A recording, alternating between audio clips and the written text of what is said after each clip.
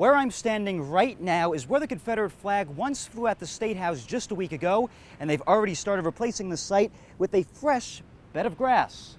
It's been a long 6 months of debates, bills, and amendments, but just this afternoon, the South Carolina State Legislature passed a state budget.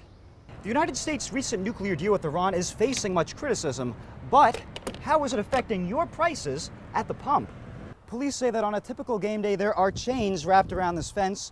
However, last Saturday, that was not the case, as the suspect was easily able to walk right through and get away. Brian, Janet, just a few hours ago, history was made at the State House with just a simple signature from the governor. The Confederate flag will officially be removed from the State House grounds. The centerpiece of the horseshoe at USC is where students say they feel the most safe. However, one couple says that was not the case tonight. They said they were robbed at gunpoint right here against this wall. Residents in the small town of Greeleyville woke up Wednesday morning to the remains of a fallen church.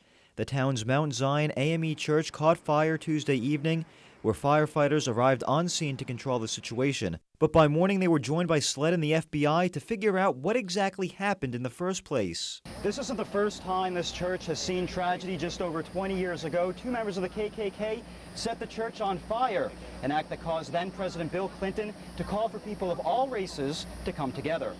FBI officials say that lightning could have struck the church, as there were 4 strikes in the immediate area and no arson was found at the scene.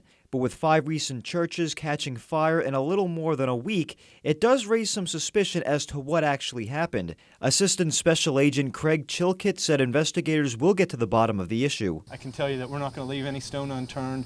We're going to bring all the assets of the federal government to bear to investigate this fire. But despite the damage, some Greeleyville residents are having a positive attitude about the town's future.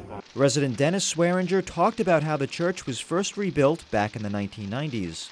It was the love of the people in the church and the blessings from God, because it did not take them long at all to get it back together. And, you know, through faith, prayer, it all comes back. Although the fire is now extinguished, Swearinger's spirit keeps burning. He believes the church will be back once again. I know it will. I know it will, because, you know, the same God that we served then is the same God that we serve now, and he'll do it again.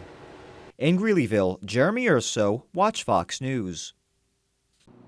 The USC College of Engineering and Computing is not just a building next to a rundown student apartment complex. It's also home to some cool antiques like old clocks, spinning machinery, more clocks, and whatever this thing is. But just like an RCA video game, these devices are in the past. However, at Adventure's Children's Museum, the future is here. The museum has a MakerBot 3D printer. A 3D printer goes by its name. It's a printer that makes 3D objects, and it's used here at the Children's Museum. My name's Jay Robinson. I'm the Museum Experience Manager at Adventure Children's Museum, and I'm also the lead maker person for the museum. In very basic terms, the 3D printer seen here prints objects layer by layer and uses a corn-based plastic. We put this in the back of our 3D printer, and this really comes out and goes into what we call an extruder. And the extruder just reminds me of a hot glue gun. And so this is warming this plastic up, drips it down, and creates that pattern. And as it continues to build upon layer, you'll get that object that you're looking for. I think what's really unique about the PLA is it cools very quickly, so you're able to make things like a chain link, and that's hard concept to imagine, that you would be able to print something that it would be able to be loose once you printed it. But what do kids, who are usually accustomed to using scissors and glue for arts and crafts, think about the 3D printing process? Oh, they absolutely adore it. In just the 45 minutes I've been sitting here, I've had so many kids come in and they've heard about 3D printing. They don't quite get the concept until they actually see it in action. And once they see that it's just really dropping these layers and drawing a pattern over and over, they can see the three-dimensionality of what it is. So kids love it. However, 3D printing is not just used for fun and games. It has some other purposes too. Although I joked earlier about USC's vintage clocks, the engineering school has a 3D printer as well, and it's worth more than $150,000. According to USC professor David Rushlow, 3D printing can be used to make prototypes, such as parts of an engine, which is cost-efficient for manufacturers. He also says 3D printing will be very important in the years to come.